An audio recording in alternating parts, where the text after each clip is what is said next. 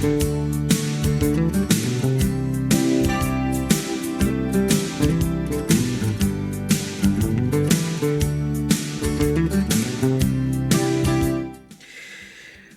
ahí al otro lado tengo a Gerardo Rodríguez, que realmente me está esperando para las 11:30, pero no sé, hubo un fallo ahí, no sé. Pero bueno, como él dice que está tranquilo y que tiene ganas de hablar también, pues le doy la bienvenida al programa Al Rompeolas y le doy la bienvenida porque vamos a hablar de algo que a él le encanta y a mí también, la Escuela Canaria. Buenos días, Gerardo. Muy buenos días, Javier. Muchísimas gracias por la invitación. Bueno, porque yo pago bien, entonces pues claro, se nota, ¿no? Vamos a ver si es verdad. Sí. Gerardo, ¿qué tal? ¿Cómo está Pues la...? bien, Antes bien. estuve hablando con Pedro Hernández, el catedrático de psicología, estuvo Ajá. haciendo un análisis un poco bastante interesante acerca del tema, ¿no? Y hablamos de identidades y toda esta historia, ¿no?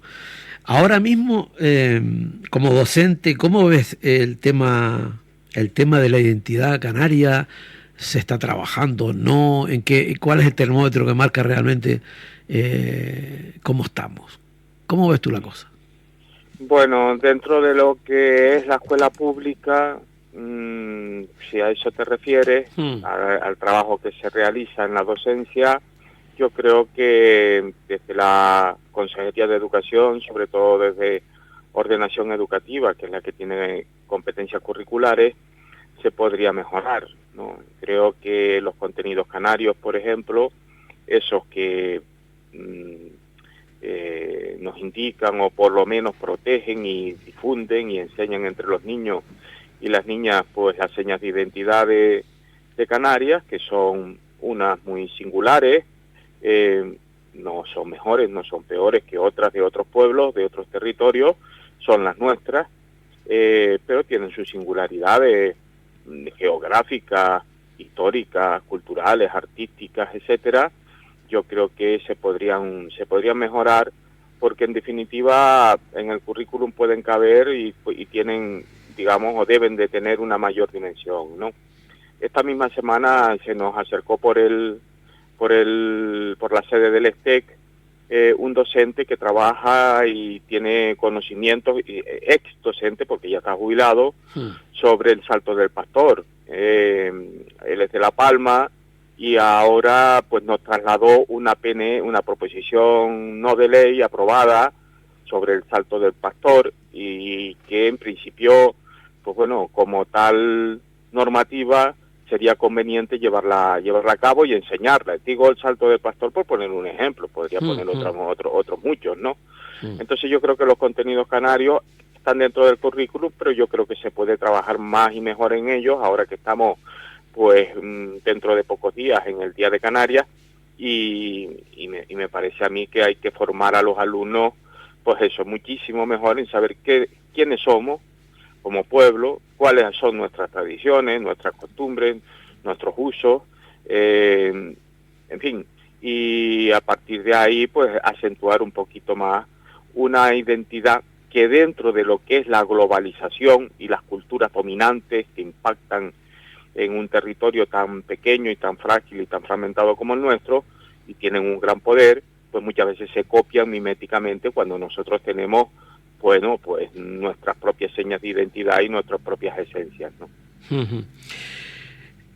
Si yo le hubiera preguntado eso, probablemente alguien de oficial político hubiera contestado algo similar, ¿no? Yo te digo una cosa, la realidad diaria, es decir, la realidad, lo que decimos nosotros, lo que se dice de la gente, es decir, eso queda muy bien en el papel y toda esta historia, que si transversales, que si no transversales y no sé qué y tal y cual. Pero aquí lo que se trata es si la suma da o no da.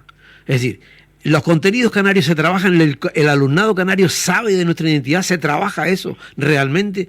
O sea, la historia aquí está que si realmente se trabaja o aquí no se ha avanzado nada, si seguimos como antes, si seguimos haciendo lo de la Semana Canaria para pintar el colegio no sé qué, la bandera y ya, ese tipo de cosas, ¿no? Lo que te quiero decir.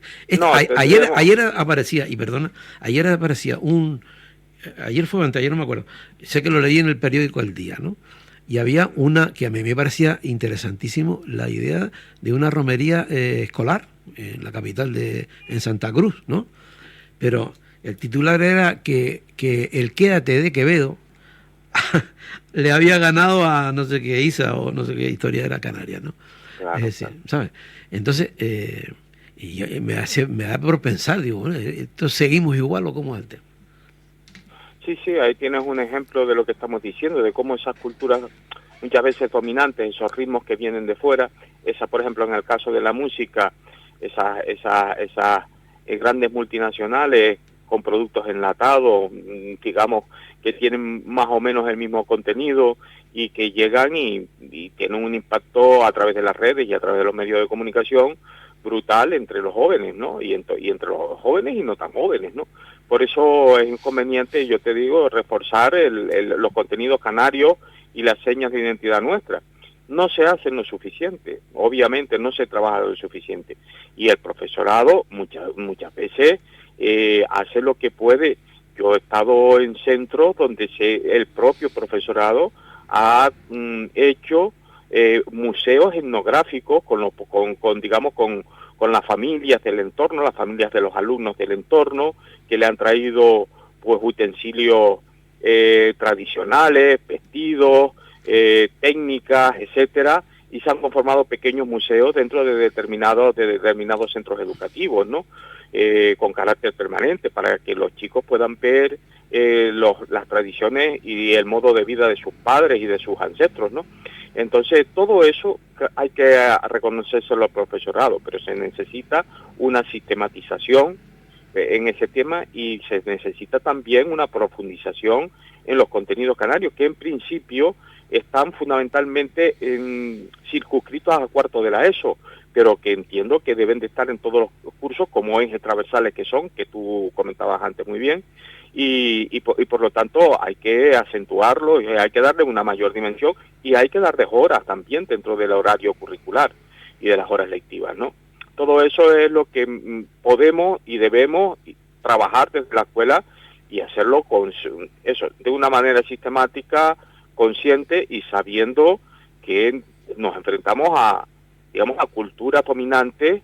Bueno, tú tienes ejemplos, ¿no? La noche de Halloween ya es una cosa que se ha masificado y prácticamente que todo el mundo la lleva a cabo, la celebra a la manera anglosajona, cuando aquí teníamos y tenemos lo que se llamaba los finados, el culto a los finados, que ya prácticamente que ha desaparecido, salvo en el interior de Gran Canaria, que se lleva a cabo digamos, la noche de ánimas, etcétera, y en otras islas no capitalinas también. Yo recuerdo cuando pequeño el tema de los finados, pero a eso hay que rescatarlo, hay que darle su dimensión, hay que tener también gente que sepa, que conozca, aunque no sea titulada, eso no importa. Lo importante es que lo haya vivido, que sean testigos de lo que fue, para dar, pues eso, testimonio de ello y poder recuperar y rescatar tradiciones. Yo creo que ese empeño es un empeño complicado, pero merece la pena, ¿no? Merece el esfuerzo, porque después se ven los resultados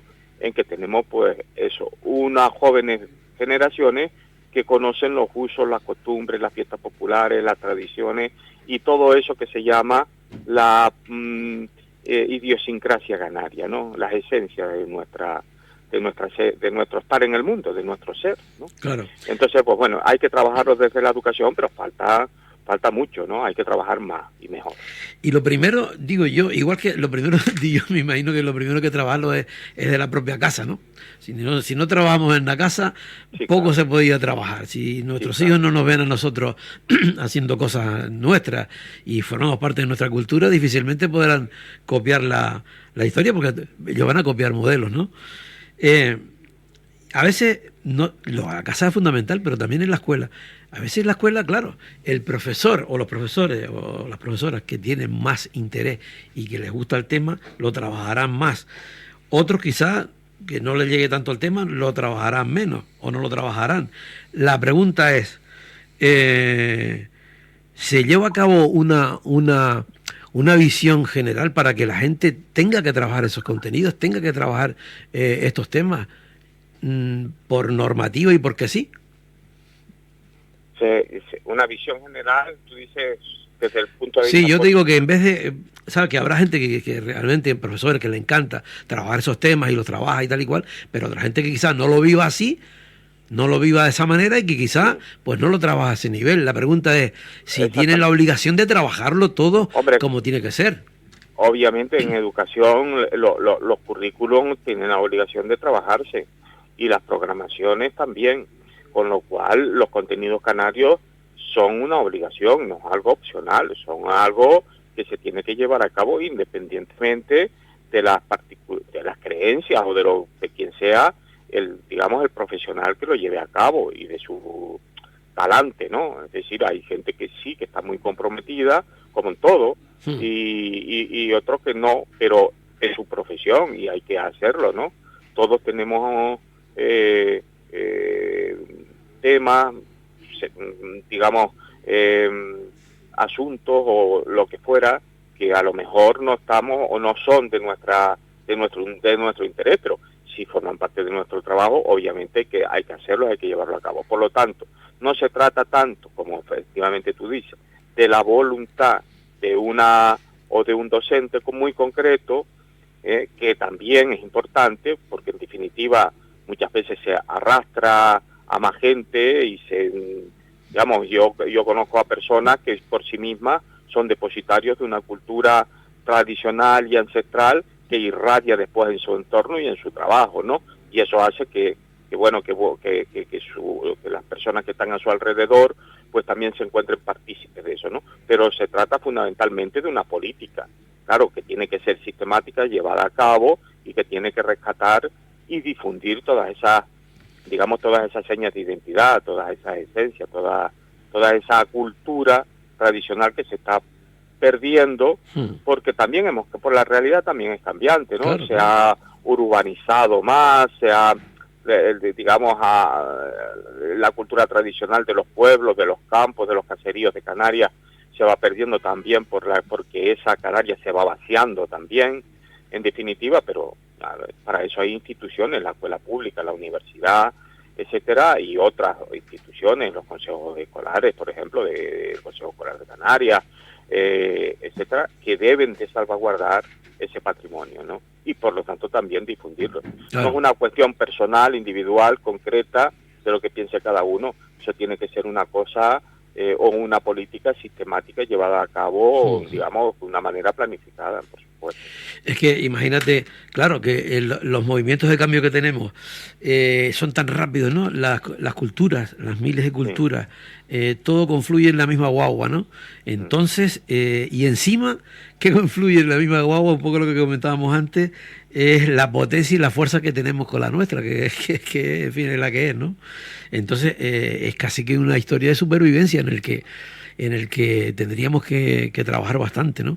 Para poderla aguantar como sea, ¿no? Porque claro, es también lo que tú comentabas, que muchas culturas vienen con más, por todo el tema globalizado y demás, que una fuerza increíble. Claro, y el poder económico que tienen, los recursos con los que cuentan, tanto tecnológicos como humanos, es decir, la cultura anglosajona del norte de Europa y Estados Unidos, la música, el cine, la televisión, etcétera, tiene un impacto total. De hecho, no solamente aquí en Canarias, a nivel global. Es decir, tú puedes marcharte a cualquier rincón del mundo que a lo mejor resulta que tú crees que ahí vas a encontrar, bueno, va a estar al margen o aparte de la cultura occidental, que es la dominante, y te encuentras con que no es así, muchos productos y muchas técnicas pues son propias de la cultura occidental que se han exportado y se han globalizado. Hombre, también esas culturas luchan por sobrevivir, ¿no? Luchan por subsistir, luchan por conservar sus formas tradicionales de vida, ¿no? Eso también aquí nos pasa y bueno, yo creo que yo particularmente creo que en ese aspecto debemos mejorar, ¿no? Y que Canarias tiene sus señas de identidad, que no, vuelvo a insistir, no son ni peores ni mejores, simplemente son diferentes porque nuestra situación geográfica, nuestras particularidades orográficas también del terreno, nuestra lejanía de región ultraperiférica, etcétera, cojan conforme las sucesivas migraciones que aquí ha habido, tanto migraciones como emigraciones, todo eso han contribuido a forjar una cierta forma de ser, ¿no? Y yo creo que bueno, positivo, salvar esa forma de ser y sobre todo preservarla. Claro. Precisamente por hablando de todo el tema antes lo estaba comentando, el tema de maestros, de la identidad canaria y demás. Yo me gustaría que me comentaras cómo está el tema porque en fin, aquí se ha oído últimamente hablando de todo el tema de los traslados, de toda esta historia, cómo había quedado el profesorado canario, y recordaba un poco las famosas huelgas, en el que el tema identitario era fundamental hace ya muchos años, que se llevaron a cabo, fueron históricas en el profesorado canario, ¿no? ¿Cómo está la cosa, Gerardo? Bueno, en este caso concreto sí, efectivamente, hay huelgas históricas, la del año 77, por ejemplo, que dio origen al STEC, sin ir más lejos, el sindicato más antiguo de la enseñanza pública aquí en Canarias, ¿no? El que se constituyó en diciembre del 77, muy poco, nada, un mes después, muy poco de que se derogaran las leyes franquistas sobre los sindicatos verticales del franquismo y diera paso a la ley de libertad sindical, y entonces pues ahí se forjaron los primeros sindicatos, entre ellos el STEC en el año 77 a raíz de las huelgas por las oposiciones de ese año del cuerpo de maestros, ¿no? Ahora se está llevando a cabo un proceso de estabilización de interinos, que es un proceso complicado, difícil, y que de momento, en el momento que nos encontramos, no es nada positivo para los docentes de Canarias, porque de las 3.945 plazas que había para estabilizar a interinos e interinas, el 53% las han obtenido personas que forman parte de las listas de otras comunidades, es decir, que no residen en Canarias, que no están en Canarias y no forman parte de las listas de interinos de Canarias, ¿no? Entonces, este proceso es extraordinario, de adquirir la condición de funcionario de carrera a través de méritos. Por primera vez es un proceso extraordinario, porque normalmente se llega a funcionario de carrera superando unas oposiciones, ¿no? Bueno, esta vez fue por mérito, ha sido por mérito, porque desde la Unión Europea y ya desde el acuerdo marco de la Unión Europea del año 1999, en la cláusula quinta, nos indican que tenemos que bajar la interinidad del 30%, 31%, que estamos en Canarias, más o menos en el ámbito educativo, al 8%. Al 8%. Y eso después del año 99, en sucesivas sentencias del Tribunal de Justicia de la Unión Europea, nos han indicado que hay que bajarlas del 30% en la interinidad al 8%. Y que sobre todo se debe de hacer para aquellas personas que están en abuso de temporalidad, es decir, tienen que adquirir la condición de personal fijo, de personal funcionario, con plaza fija, personas que hayan encadenado más de 3 años de contratos temporales sucesivos. Es decir, eso se llama abuso de temporalidad. Bueno, aquí no se hizo eso, no se hizo estable a los docentes en abuso de temporalidad, sino que se hizo estable las vacantes, las plazas, y después los docentes debían incorporarse a esas plazas a través de un concurso de mérito abierto a todo el Estado, que se podía poner desde cualquier punto de... ¿Y tenía que ser abierto a todo el Estado?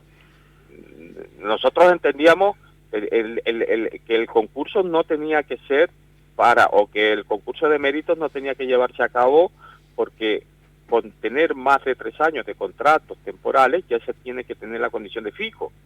Pero lo que hicieron, o lo que se hizo con la ley 2021 y después el Real Decreto que lo desarrolla en educación, es hacer un concurso de mérito para todo el Estado en el caso de educación, porque en el caso de otras administraciones, pongamos por caso ayuntamientos, cabildos, justicia, sanidad, etcétera, ahí sí había una salvaguarda, ahí sí había una protección, ahí sí dentro de esos baremos, así había, digamos, se protegía de alguna manera el empleo para los interinos de Canarias de esas administraciones. Pero en educación, al ser un cuerpo estatal, no. Entonces se hizo para todo el Estado de tal manera que muchos... Perdón un momento, Gerardo. ¿Y las competencias en educación nosotros seguimos dependiendo del Estado? No, las competencias en educación nosotros prácticamente que las tenemos en educación. Lo que ocurrió aquí es que fue un proceso de estabilización que abarca a todo el Estado porque el cuerpo docente es un cuerpo estatal, es un cuerpo único. Entonces, se podía haber puesto dentro del baremo, que nosotros lo dijimos en la mesa de negociaciones, se podía haber puesto dentro del baremo, aunque ya no se estabilizaran a los docentes en abuso de temporalidad, sino las vacantes, dentro del baremo había la posibilidad, en el tercer apartado, de poner particularidades canarias. Por ejemplo, las oposiciones aprobadas sin plaza, la gente se quedó sin plaza, a partir del año 2012, que valen 2,5 puntos dentro del baremo. Bueno, se podía haber incorporado que fueran oposiciones realizadas en Canarias, no realizadas en otras comunidades, porque ¿cuál es uno de los problemas que vemos aquí? Que partimos en condiciones de desventaja y desigualdad con ese baremo, porque si tú pones solamente oposiciones aprobadas sin plaza a partir del año 2012 y no pones más nada, resulta que en Canarias hay muchísimas especialidades y cuerpos enteros educativos, como por ejemplo las escuelas de arte, los conservatorios, especialidades de FP, especialidades de primaria, que no han tenido ni siquiera la posibilidad de presentar, no ya de aprobar y quedarse sin la plaza, sino siquiera de presentarse porque no se han convocado. Y entonces, mientras que en otras comunidades autónomas se han convocado esas especialidades, algunas de esas personas las han aprobado, se quedaron sin plaza, porque siempre hay más aprobados que plaza, quedaron sin plaza y vienen en ese apartado con 5 puntos. Y mientras que aquí vamos con ese apartado, en muchos casos con 0 puntos, pero no por culpa del docente, por culpa de la administración que nunca convocó oposiciones ahí. Ahora, nosotros tenemos... Pero hay una desigualdad brutal, sí, ¿no? Efectivamente. Sí. ¿Y entonces? Nosotros tenemos una desigualdad brutal que se ha visto reflejado en las cifras, en la gente que ha adquirido plaza. Sí, el 53% son de fuera de Canarias, quiero decir, son residentes en otras comunidades autónomas. De los que han obtenido plaza, plaza provisionalmente, porque este procedimiento no ha terminado. Bueno, pero me estás hablando de un 53%, es una pasada. Sí, una pasada. Por eso está toda la comunidad educativa soliviantada, con toda la razón del mundo, y nosotros a lo largo de todo este tiempo, desde que vimos lo que podía ocurrir, convocamos a los docentes a través de asambleas online, donde todo el que quiso se incorporó con mucha afluencia. Nosotros convocamos manifestaciones, convocamos concentraciones, apoyamos incluso a aquellas que las convocaron los propios docentes. Recurrimos en su momento al Tribunal Supremo, en fin, hemos recorrido pues prácticamente que todos los caminos habidos y por haber, tanto desde el punto de vista puramente de acción sindical como jurídica, y bueno, el resultado es que, el resultado está por ver, porque ahora el día 13 de junio, el Tribunal de Justicia de la Unión Europea vuelve a emitir una nueva sentencia, en este caso ya sobre el ámbito docente, porque hasta ahora las sentencias han sido sobre laborales, por ejemplo la del 22 de febrero, que indicaba que había que hacer fijas a las personas en abuso de temporalidad. No las vacantes, no, las personas. Es decir, que cada persona que esté en abuso de temporalidad se le debe de hacer fija. Bueno, ahora el 13 de junio, no queda ni un mes, vamos a recibir una nueva sentencia del Tribunal de Justicia de la Unión Europea en la que se va a hacer... la sentencia va a salir para los funcionarios y en este caso también para el sector docente. Como creemos que nos va a dar la razón y no se va a contradecir a sí mismo, entonces ya hemos hablado con el consejero, ya le hemos trasladado al consejero que en caso de que la sentencia sea favorable y se haya que hacer fijas a las personas por abuso de temporalidad, tenemos que sentarnos para articular esa sentencia en el sector docente. Con lo cual, nosotros confiamos en que a partir del 13 de junio todos los interinos de Canarias puedan tener entonces Gerardo, va a depender de Europa, entonces, según me está comentando. De Europa, sí. De lo que dictamine Europa, ¿no? Efectivamente, va a depender de Europa, porque tú sabes que las sentencias del Tribunal de Justicia de la Unión Europea son vinculantes y son obligatorias para todos los Estados miembros. Es más, casi todos los Estados de la Unión Europea, ya con la sentencia del 22 de febrero sobre laborales, pues básicamente están intentando y ya han hecho fijos a su personal, a los digamos, a su personal que trabaja en las administraciones, diferentes administraciones públicas, por abuso de temporalidad, ya lo han hecho fijo, con lo cual han mejorado su tasa de interinidad, la han bajado. Pero ustedes, claro, ustedes ya se veían, según dices tú, ya se estaban moviendo con todo, ya se imaginaba lo que iba a ser el caminar de las perritas y el llegado hasta aquí, ¿no? Y ahora un poco depende de lo que diga. ¿Y si Europa dictamina al contrario? Bueno, si Europa dictamina lo contrario, también nosotros entonces tenemos que hacer un nuevo concurso, en este caso salvaguardando las especificidades de Canarias. De hecho, esta misma semana nos hemos reunido con el consejero de Educación. El consejero de Educación es partidario de hacer un nuevo concurso de mérito, o sea, para llegar a la fijeza y a la permanencia en el puesto de trabajo y ser funcionario de carrera. Propone un nuevo concurso de mérito con un apartado donde haya especificidades, particularidades propias del sistema educativo canario, y por lo tanto poner ahí como una especie de barrera de protección ante digamos, las personas que puedan querer participar desde otras comunidades autónomas. Pero claro, para eso le tiene que dar el visto bueno el Ministerio de Educación, porque son reales decretos, y el Ministerio de Educación, en principio, por lo que nos contó el consejero, pues no hay fluidez comunicativa. Lo que nosotros queremos es que en este caso, si el Tribunal Europeo de Justicia, que no creemos, falla en contra de la estabilización por abuso de temporalidad, habrá que sentarse para un nuevo concurso de méritos que proteja digamos, los puestos de trabajo de Canarias. Tantos años, Gerardo, y seguimos preparando la maleta, ¿sabes? Claro, porque es inevitable, es que una cosa.